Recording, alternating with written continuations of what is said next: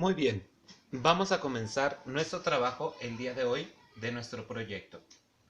Te voy a pedir que en tu cuaderno de historia le des respuesta a esas tres preguntas que están apareciendo aquí.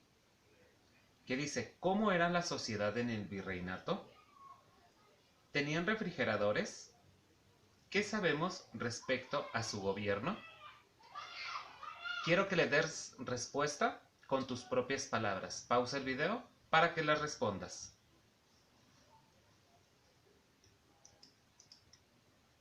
¿Listo? Muy bien, vamos a continuar. Hace días vimos una presentación acerca del virreinato. La vamos a recordar un poco y quiero que prestes mucha atención principalmente en su organización social y en su forma de gobierno. Un día en México durante la época del virreinato. Hola, soy Paco y esta es mi familia. Quiero invitarte a conocer la época en que vivimos. ¿Nos acompañas? Se le llamó colonia o virreinato ya que marcó la llegada de los españoles junto con Hernán Cortés, quienes conquistaron en ese momento a Tenochtitlan, es decir, México. Tuvo una duración de 300 años desde 1521 hasta 1821. ¿Te imaginas? Fue mucho tiempo. Pero para ser más precisos, podemos dividirlo en tres periodos. 1. Siglo XVI, de 1521 hasta 1600. 2. Siglo XVII, de 1601 hasta 1700. 3. Siglo XVIII, de 1701 hasta 1800.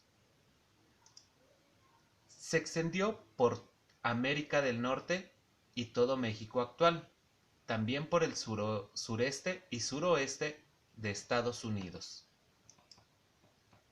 Marcó una jerarquía notable entre reinos, capitanías generales, señoríos y provincias, todo dirigido por un alto mando denominado monarquía absoluta. Sus decisiones eran autoritarias y no prestaban atención a la opinión del pueblo. Existía una gran distinción entre los grupos sociales, casi siempre por los rasgos físicos. A pesar de ello, surgió una gran época de mestizaje entre españoles, indígenas y africanos. Otra característica que no podemos olvidar es la llegada de la nueva cultura de España, que trajo enseñanzas en lengua y religión, marcando la época como una diferente manera de vivir. Así fue vivir en el virreinato. ¿Aprendiste nuevos detalles sobre la historia de tu país? ¿Qué te pareció? ¿Actualmente se conserva algún aspecto de esta época? Como puedes observar, aquí nos habló un poco acerca del virreinato. Durante este proyecto tenemos que investigar en diferentes fuentes que recordemos son enciclopedias, medios digitales u orales. En este momento te voy a presentar dos videos que nos hablan acerca de la sociedad del virreinato y su forma de gobierno. Pon mucha atención. Estos temas que te presento en el video también los podemos encontrar en nuestro libro de historia en la página 118 a la 124. Pero a continuación yo te presento un video para que los escuches. Pon mucha atención, por favor. La sociedad virreinal. La sociedad de Nueva España se integró inicialmente por tres grupos: indígenas, españoles y africanos. Aunque en algunas ciudades se destinaron lugares diferentes para que vivieran los españoles y los indígenas, la convivencia diaria entre ambos grupos favoreció la mezcla de sus costumbres. Debido a que la población indígena disminuyó por las epidemias y la guerra de conquista, los españoles trajeron esclavos africanos para destinarlos a diversos trabajos en las minas y las haciendas azucareras. Los indígenas fueron reunidos por los españoles en nuevos poblados para facilitar su evangelización y cobrarles tributo. En algunos casos, mantuvieron características de su organización prehispánica, como la propiedad comunal. Los esclavos que venían de muy lejos eran vendidos a costos muy altos, por lo que la mayoría fueron hombres, ya que sus amos los hacían trabajar mucho para recuperar lo que habían invertido en ellos. Aunque la mayoría eran africanos, algunos venían de China, Filipinas o India. También hubo casos en que los españoles esclavizaron indígenas con los que habían peleado durante la conquista. Con el paso del tiempo, la convivencia entre españoles, indígenas y africanos dio origen al mestizaje y a las castas. Los hijos de padres de distintos grupos sociales y étnicos formaban las castas. Según el origen de los padres, se daba un nombre diferente a cada casta. Por ejemplo, los hijos de un español y una indígena eran llamados mestizos, y los de un español y una africana, mulatos. En Nueva España se determinaban las diferencias sociales con la palabra calidad, que se establecía por varias características. Por ejemplo, tener la calidad de español significaba desempeñar algún oficio o tener una profesión considerada respetable, pertenecer a una familia legítima, comportarse de manera honorable y recibir reconocimiento de las personas de su comunidad. Muchos de quienes reunían esas características no eran precisamente españoles, sino criollos, que eran hijos de españoles nacidos en América. Los pobladores de Nueva España, que habían nacido en España, también llamados peninsulares, formaban el grupo más pequeño y privilegiado de la población. Tenían el control económico y político y desempeñaban importantes puestos en el gobierno. Los criollos se enorgullecían de sus padres españoles y consideraban que sus costumbres eran hispanas.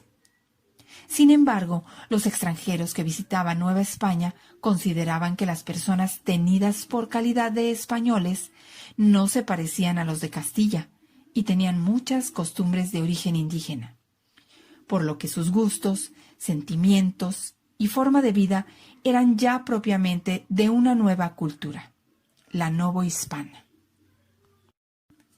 Por las calles de las ciudades indígenas y mestizos trabajaban en distintas actividades.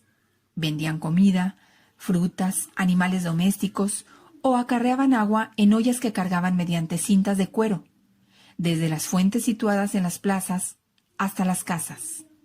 Además, solían contar las novedades y las noticias ocurridas en la comunidad. En el campo, las casas tenían pequeños terrenos para usar como huertos o para criar animales, mientras las tierras de cultivo se encontraban a las afueras de los pueblos. Los grupos sociales de Nueva España convivían en diversos espacios: ferias, peluquerías, corridas de toros, peleas de gallos, iglesias, mercados y teatros, así como en las fiestas y procesiones religiosas, entre otras celebraciones de cada pueblo, villa, ciudad o región, organizaba por su cuenta, pero en las que compartían rasgos en común. Con el tiempo, los criollos empezaron a valorar su sentido de pertenencia a Nueva España.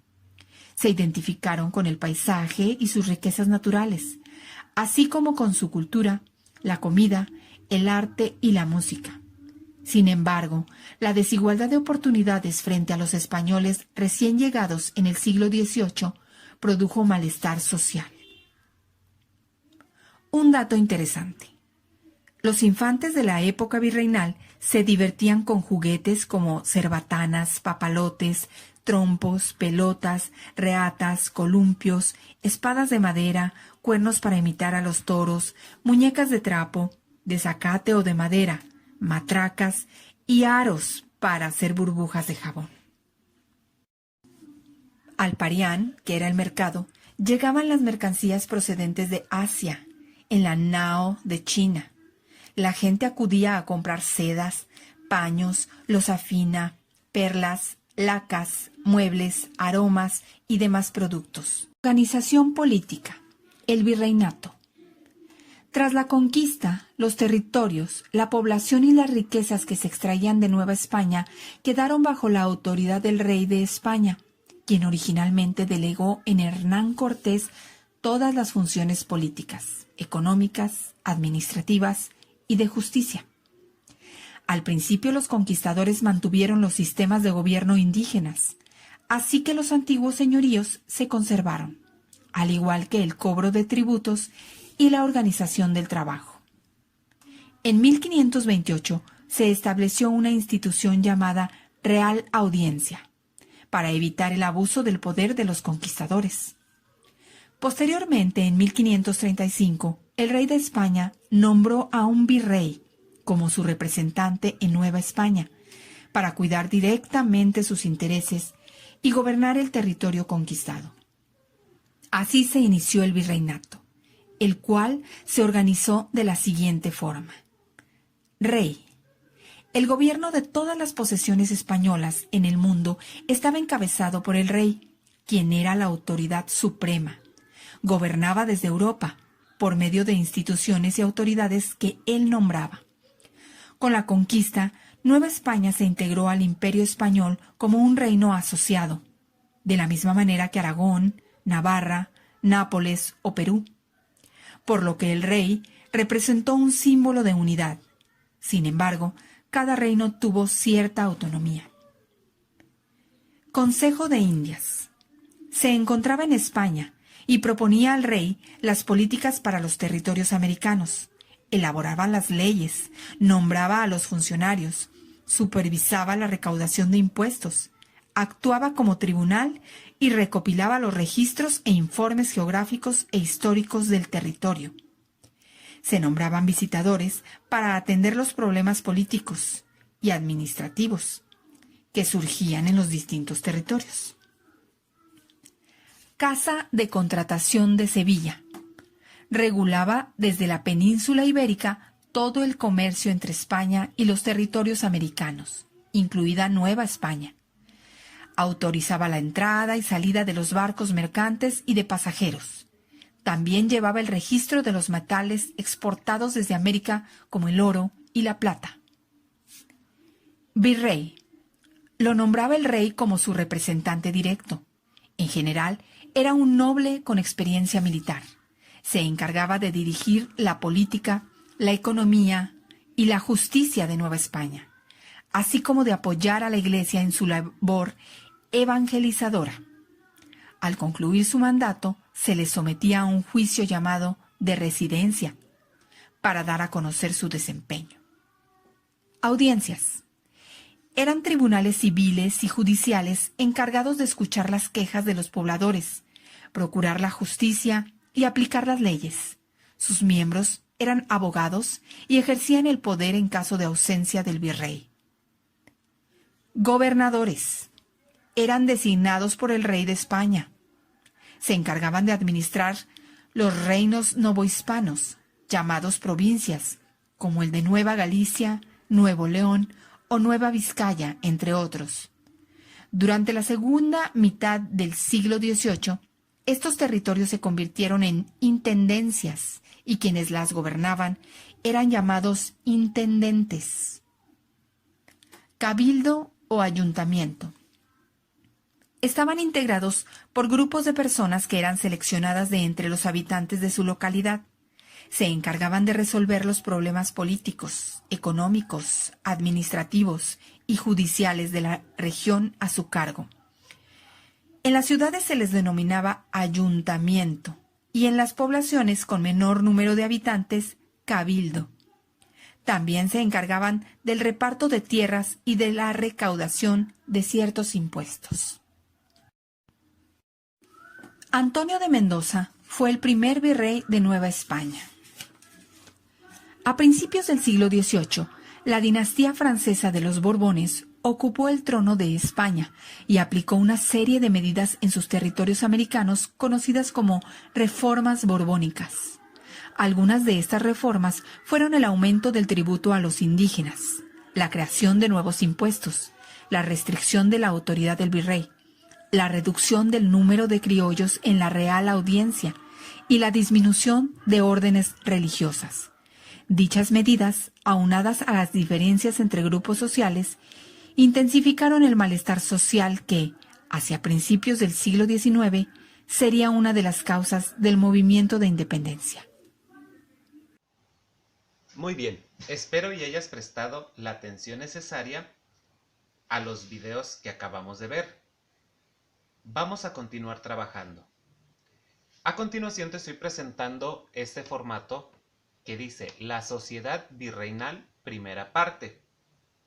Investiga acerca de la organización social y forma de gobierno que conformaban la sociedad virreinal y toma nota de la información más relevante en el siguiente espacio. Yo te acabo de hacer una presentación de cómo era vivir en el virreinato y te presenté también 2 videos. De aquí vas a sacar la información más importante y la vas a anotar en el siguiente formato. Puedes copiarlo en tu cuaderno, no es necesario que lo imprimas. Si requieres la información más precisa y se te complica el estar escuchando en el video, puedes dirigirte a tu libro de historia de la página 118 a la 124. Es la misma información que te acabo de presentar en los videos. Pausa el video para que registres la información más importante de estos 2 videos o en tu libro de historia en la página 118 a 124.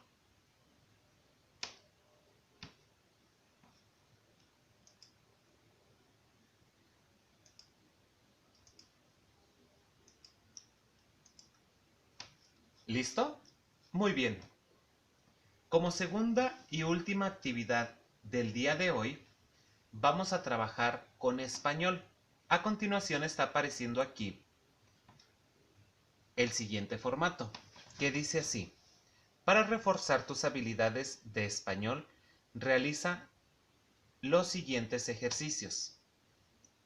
En el siguiente texto, marca las palabras que están escritas con algún error ortográfico. Vuelve a escribir el texto cuidando que todas esas palabras queden correctamente escritas. Vamos a darle lectura al texto. Dice de la siguiente manera: diversidad cultural en la sociedad.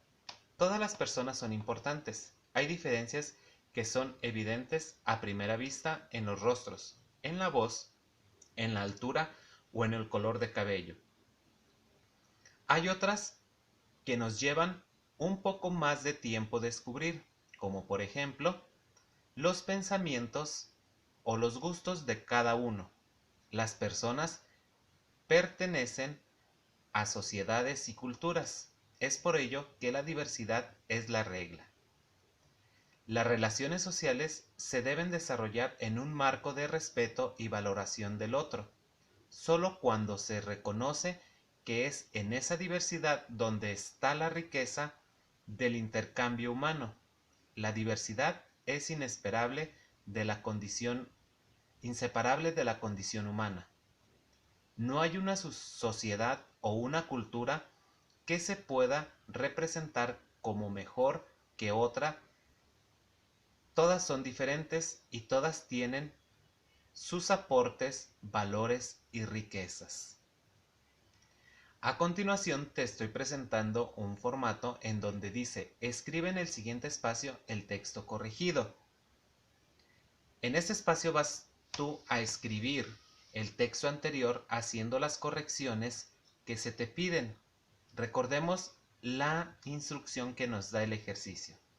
En el siguiente texto, marca las palabras que están escritas con algún error ortográfico y vuelve a escribir el texto cuidando que todas esas palabras queden correctamente escritas. Es lo que vamos a realizar en el formato que está apareciendo aquí. Hay algunas palabras que tienen un error ortográfico. Tú vas a detectar cuáles son. Pero sí te voy a pedir que copies cada una de las palabras que están bien escritas de manera correcta. Cópialas tal cual como están escritas, después de que hayas identificado cada palabra que tienen el error ortográfico, para que puedas pasarlo aquí. En este formato tiene que ir todo el escrito de manera correcta, no debe de llevar ninguna falta ortográfica, porque nuestro ejercicio para cerrar nuestras actividades del día de hoy trata de hacer las correcciones. Pon mucha atención al momento que estés escribiendo las palabras para que no se te pase algún acento o escribas una palabra con otra letra, aunque se puede llegar a escuchar igual. Pon mucha atención al momento de copiar y de identificar cada uno de los errores ortográficos que tiene el texto anterior. Con esto terminamos nuestras actividades del día de hoy. Que tengas una excelente tarde.